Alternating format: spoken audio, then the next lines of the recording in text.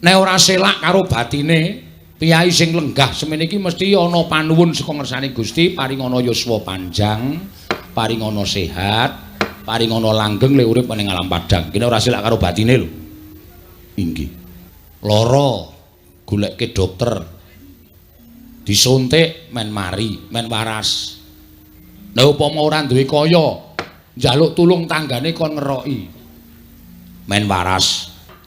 Bayi lahir pletek saka guwa garba kuwi wis ditulis kodrate karo sing ngakarya jagat ning bathuke nek iso disawang lho. Nek kowe pisan-pisan gresula upama kowe lagi ngrekoso dhisik utawa lagi ngrekoso sedhela, duh Gusti kok kados mekaten kawontenan kula. Kuwi gresula, tegese kowe ora iso nampa peparinging Gusti sing Maha Nasa. Mula akeh ulah agama sing ngandhakake nek kowe dong kepenak syukura. Ning nek kowe dong ora kepenak matur nuwun dene tasih dipun paringi berkah ngrekaos.